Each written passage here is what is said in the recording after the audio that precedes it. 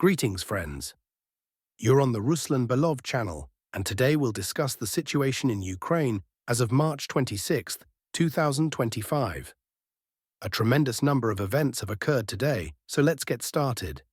Well, now let's move to the line of combat contact, where the armed forces of the Russian Federation continue to gradually advance, both in the Sumy region and, of course, in the Sudzha district.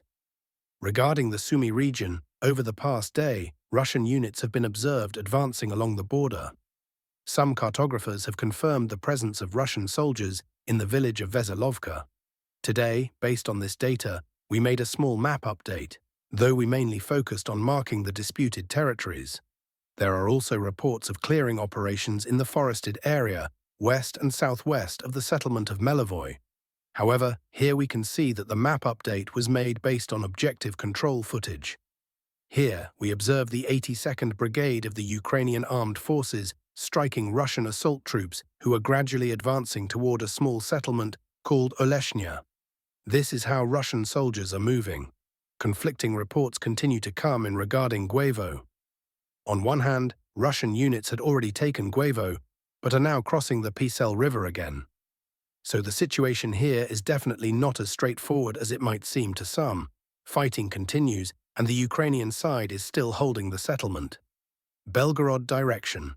Today, the North Troop Grouping made an official statement regarding the Ukrainian Armed Forces units involved in the offensive on these two villages. These include the 22nd Mechanized Brigade, the 17th Heavy Mechanized Brigade, the 47th Brigade, the 61st Brigade, and penal units. The 24th Aidar Battalion and the 225th Battalion are composed entirely of former prisoners. These are the units currently attempting to storm Popovka and Demidovka, though there have been minor adjustments today. Even the pro-Ukrainian deep state has marked the map with a grey zone, expanding it, but again, even deep state does not show whether they managed to enter these settlements. However, summarizing all the news coming from the front lines today, it's most likely that they failed, and Ukrainian units are falling back toward the state border. Next, we move south toward Toretsk and Chasiv Yar, where, in our opinion, a major battle will soon take place. Here, Russian units have been observed advancing toward the settlement of Kostiantynivka. In this footage, we can see Russian motorcyclists riding to forward positions under Ukrainian drone strikes. This particular strike occurred right at this location. Based on this footage, we assume that Russian forces are gradually advancing further. The main objective of the Russian units is to reach the northern outskirts of Sherbinivka, take control of key supply routes, effectively encircle Ukrainian units in Sherbinivka and the settlement of Novospaska, as well as in Kleshchi and Kotel, and begin gradually pushing Ukrainian forces out of this sector of the front. Despite ongoing fighting here, we can see that overall, the situation is stabilizing, and combat operations are gradually reaching the outskirts. Next, we move to the Pokrovsk sector of the front.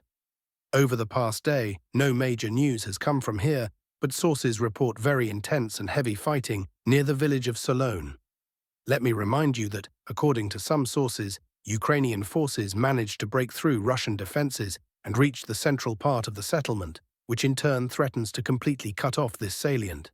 This poses major obstacles to the supply of Ukrainian units in the areas of Kostiantynivka, Sloviansk, and Kramatorsk. Therefore, very heavy fighting is still expected for this sector. Next, we move to the South Donetsk direction. Here, the Russian army is launching an active assault on the settlement of Rozliv. A large amount of objective control footage has been published today, showing FPV drone strikes on Ukrainian armed forces positions, equipment, and fortifications in this area. The sheer concentration of these videos indicates one thing: the Russian army aims to clear this line as quickly as possible. Now let's proceed to the Zaporizhzhia direction, from which a lot of important information is also coming. Today, all cartographers without exception, neutral, pro-Ukrainian and pro-Russian, agree that over the past 24 hours, the Russian army has managed to significantly strengthen its positions from the settlement of Lobkovaya to Shcherbaki. Pro-Ukrainian sources have published updates, while pro-Russian sources, along with objective control footage, confirm the confident presence of Russian soldiers in the village of Stepov. So, although it's still difficult to assess the prospects of an offensive here, We can see that Russian forces are consolidating their positions. From what we observe, Orikhiv may already be facing some issues. There is an encirclement forming around Orikhiv from the west, south, and possibly southeast. There has been a slight expansion of Russian positions along the perimeter. Orikhiv could very easily, and possibly very soon, find itself in an operational encirclement. Well, we'll keep watching. Diplomatic developments. 3 official statements. Today, 3 states, the United States of America, the Russian Federation, and Ukraine, issued 3 official statements on the same topic: the progress of negotiations held in Saudi Arabia between the US, Russia, and Ukraine. Let me remind you that these talks took place on the 24th and 25th. These were the longest negotiations since the beginning of the special military operation, with the parties spending at least 17 hours trying to finalize certain documents. The delegations were practically negotiating around the clock with only short breaks. Today, the documents were published, and they make for extremely fascinating reading. Currently, negotiations are being conducted on 2 key initiatives: a temporary ceasefire on energy infrastructure facilities, the most important initiative; Black Sea security, the Black Sea Initiative. And I repeat, 3 statements were made. To help you understand, the documents are about 70% different from each other. They are completely distinct, and at times, looking at them, you get the impression that no real agreement was reached. Each side simply published what it felt needed to be published at the moment. The crucial difference you must understand. Before we dive deeper, you need to grasp one critical distinction. If you understand this, the entire negotiation process will make much more sense. Once again, let's recap. There is Ukraine, there is the US, and there is the Russian Federation. There are Russia-US negotiations, and there are Ukraine-US negotiations. We must clearly understand that the agreements regarding the ceasefire on energy infrastructure and the Black Sea Initiative between the US and Russia are completely different from those between the US and Ukraine. These 2 documents have absolutely nothing in common. The only thing they share is that they concern events happening on planet Earth, specifically certain land and sea areas. That's it. No further overlap. The agreements reached between the US and Russia have no connection to those between the US and Ukraine. The obligations Ukraine gave to the US are not obligations to Russia. The obligations Russia gave to the US, and vice versa, are strictly between the US and Russia, not Ukraine. This is extremely important to grasp. To further illustrate, these agreements are so different that, for example, Ukraine could declare a ceasefire on energy infrastructure starting in May 2025, while Russia could declare the same for January 2026, and both sides would be fully within their rights to follow their own agreements, regardless of whether the other party adheres to the spirit of any deal. Breaking down the differences. Now let's go through the key distinctions. Russia's published statement. The comments and key outcomes were published by the Kremlin, meaning this is a more or less official document from Russia's executive branch. Ukraine's statement versus Russia's statement. Ukraine's published comments, on the other hand, came from the Office of the President, Zelensky's administration, and the Ukrainian Ministry of Foreign Affairs. These documents were not released as a unified government position, but rather as separate interpretations. This lack of cohesion already signals a disconnect in how Ukraine itself perceives the agreements. The US State Department's release was the most ambiguous. It framed the talks as productive discussions, but avoided concrete details, instead emphasizing shared concerns and future dialogue. Crucially, it did not endorse either Ukraine's or Russia's versions, suggesting Washington is keeping its options open. The Black Sea Initiative, 2 conflicting visions. Russia's version, the document emphasizes free navigation guarantees for civilian vessels, including Russian grain exports, and a mutual pledge to avoid strikes on ports. However, it conditions this on Ukraine lifting its terrorist tactics, referring to drone attacks on Russian ships.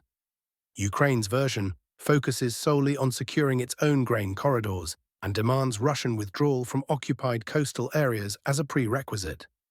There is no mention of concessions on drone warfare.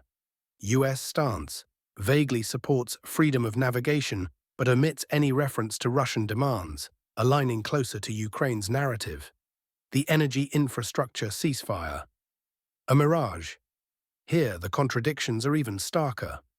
Russia claims the deal involves a full moratorium on strikes against power plants, refineries, and grid infrastructure starting June 1, 2025, pending verification mechanisms. Ukraine interprets it as a localized pause, only for nuclear facilities, and insists it expires after 90 days unless Russia withdraws from Zaporizhzhia NPP. The US again stays neutral, calling for de-escalation, but not committing to enforce either side's terms. Why this theater? These agreements are fundamentally performative. For Russia, the goal is to legitimize its gains by portraying itself as a negotiating partner, while stalling Western arms shipments, framing Ukraine as unreasonable. For Ukraine, it's about maintaining the illusion of diplomatic momentum to secure further aid from hesitant allies. For the US, a low-cost way to signal engagement ahead of elections without binding commitments. What next? Expect no real ceasefire. Both sides will continue strikes but may avoid high-profile energy targets temporarily to avoid blame. Escalation in the Black Sea. Ukraine's drone campaign will intensify. Russia will retaliate with port blockades. More fragmented diplomacy. Future talks will likely splinter into parallel tracks. Russia, China, Ukraine, NATO, rendering unified deals impossible. As we've seen today, the front lines are shifting. But the information war is just as critical. Maps can be redrawn, but narratives decide victories. Stay vigilant, friends. The US statement. White House legitimacy. If we turn to the United States, their official comments were published on the White House website, marked for immediate release, a formal designation giving the document at least some legal weight. Ukraine's baffling choice of spokesperson. Now the Ukrainian side took a curious approach to legitimizing their statement. In what should have been a high-stakes agreement between the US, Russia, and Ukraine, their response was not delivered by the President, the Office of the President, or even the Foreign Minister. Instead, it was Defense Minister Rustem Umerov, a figure who, under Ukrainian law, has no authority to oversee, endorse, or even comment on such agreements. Let that sink in. Russia, Kremlin, Executive Branch. US, White House, Executive Branch. Ukraine, a defense minister wildly outside his legal lane. This alone tells you everything about the document's credibility. Dissecting Ukraine's agreement, the content is even more revealing.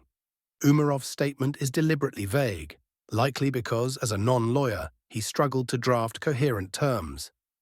Key highlights: Black Sea, security, claims, all parties agreed to ensure safe navigation and not use commercial vessels for military purposes. Then immediately contradicts itself. Ukraine reserves the right to strike Russian ships if they move west of Novorossiysk, where Russia's fleet is currently concentrated. Even a single mile toward Crimea or Odessa would be deemed an act of aggression, justifying missile attacks from Odessa or commercial vessels. Translation: our initiative means your navy stays docked, or we blow it up. The all parties sleight of hand. The document never defines who all parties are. In proper agreements, parties are explicitly named, e.g., supplier X, buyer Y. Here it's left ambiguous, likely to trick casual readers into thinking Russia is included.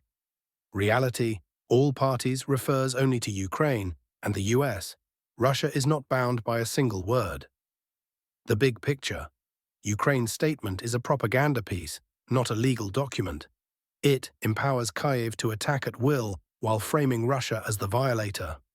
Ignores reciprocity, no mention of Ukrainian drone strikes on Russian ports. Relies on confusion. The vague all-parties phrasing is designed to mislead Western audiences. Meanwhile, the US White House release, though formal, avoids endorsing either side's version, signaling Washington's strategic ambiguity. Final words. And with that, dear friends, we wrap up. Like and subscribe. More updates soon. Stay sharp.